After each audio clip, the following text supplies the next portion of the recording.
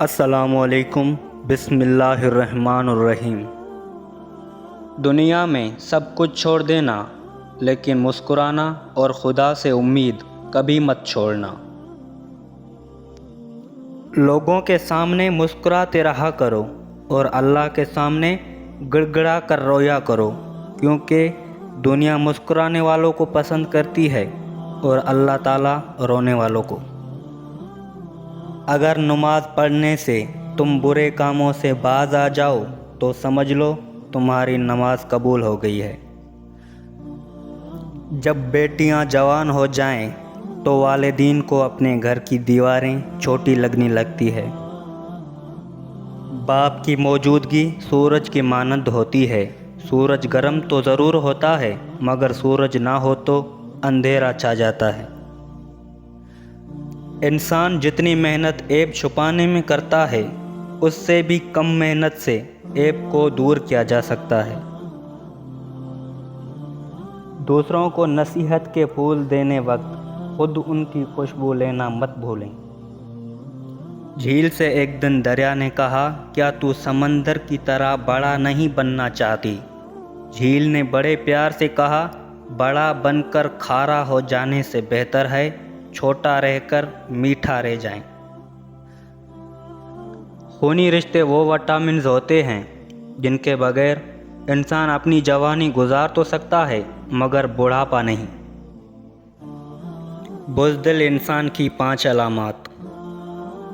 امانت میں خیانت کرنا، گناہوں یا غلطیوں پر دلیر ہو جانا، بات کرنے کا ارادہ کرنا مگر بات نہ کرنا، حق کا ساتھ نہ دینا اور حق سچ کے خلاف باتیں بنانا، اپنی عزت بچانے کے خوف میں دوسروں کی عزت خراب کر دینا۔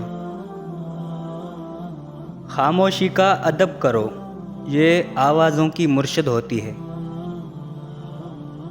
اپنے آپ کو اچھا بنا لیجئے، دنیا سے ایک برا انسان کم ہو جائے گا۔ اپنے محبت کرنے والوں سے اتنی شکایتیں نہ رکھیں کہ وہ آپ کی شکایتیں دور کرتے کرتے ایک دن وہ آپ سے دور نہ ہو جائیں۔ بے وفا انسان کی 5 علامات ہیں۔ مشکل وقت میں طعنے دینا، ہر بات میں جھوٹا ثابت کرنا، بات سنتے وقت توجہ نہ دینا اور اپنی سناتے رہنا، بات بات پر ناراض ہو جانا اور مناتے وقت دیر سے راضی ہونا، مطلب کے وقت دستیاب رہنا اور مجبوری کے وقت غائب ہو جانا۔ روز گناہ کرتا ہوں وہ چھپاتا ہے اپنی رحمت سے، میں مجبور اپنی عادت سے وہ مشہور اپنی رحمت سے۔ تھوڑی دیر کی دوستی میں ہمیشہ خلوص ملتا ہے، انسان کا اصلی روپ کچھ عرصے کے بعد سامنے آ جاتا ہے۔ اگر بولنے والا یقین سے خالی ہو تو سننے والے تاثیر سے محروم ہوتے ہیں۔ کتنی افسوس کی بات ہے کہ ہم برائی کو چھوٹا سمجھ کر گزار جاتے ہیں جبکہ نیکی کو چھوٹا سمجھ کر چھوڑ دیتے ہیں۔